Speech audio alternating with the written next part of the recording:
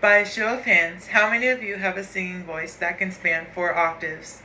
This topic should be important to you all because singers are finding new techniques these days to show their vocal range, diversity, and bringing back the older styles of genres.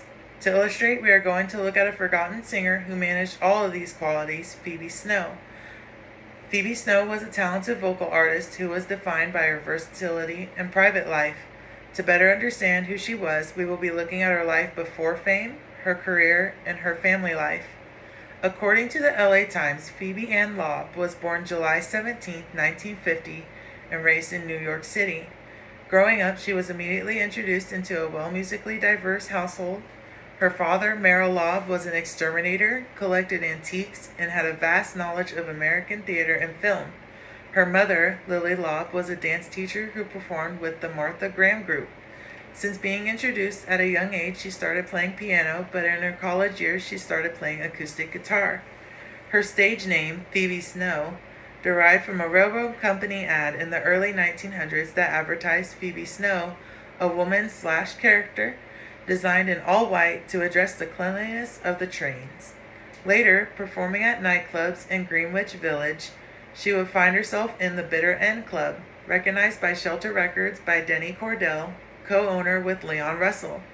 Her self-entitled debut album, Phoebe Snow, released in 1974, which would produce her first breakout hit, Poetry Man, topping Billboard Hot 100 in the top 5 and later receiving a Grammy Award for Best New Artist.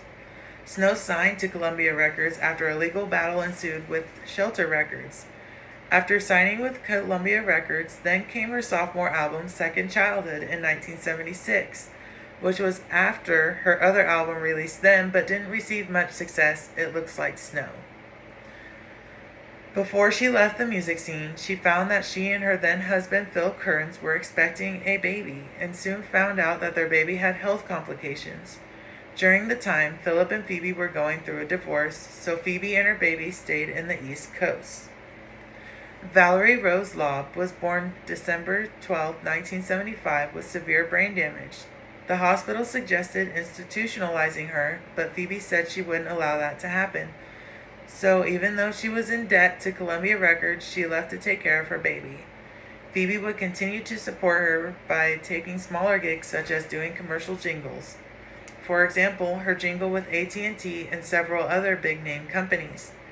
Valerie later died at the age of 31 on March 19, 2007.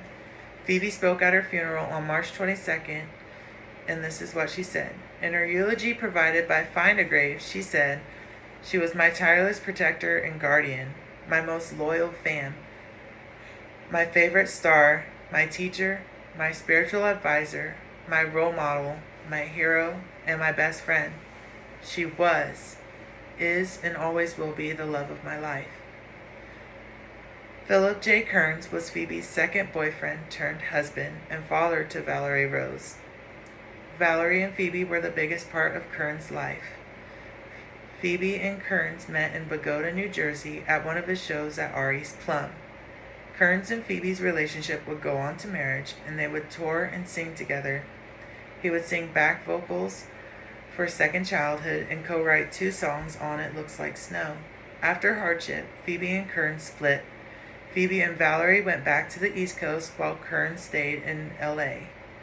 In later years, Valerie passed away in the spring of 2007, and after 3 years, Phoebe would pass away from a severe stroke that had her in a coma for a year and 2 months on April 26, 2011. The news of Phoebe passing away reached Philip, and he decided that he would keep her legacy alive by having tribute shows for her. A tribute to Phoebe Snow would continue at various venues throughout New York City. The last show being heard of was from June 2015, according to his self-proclaimed website. Phoebe Snow was one of the forgotten musical singers of her time, and her vocal versatility, shying away from the public eye to take care of her daughter, and how her then-husband Philip carried on her legacy. She has somehow made an impact on others who find her records throughout the years.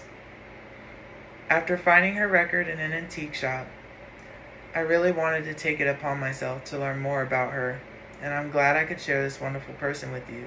So I will end with this. A quote from her that is provided by Wise Famous Quotes, and I feel is relevant to what I was told recently.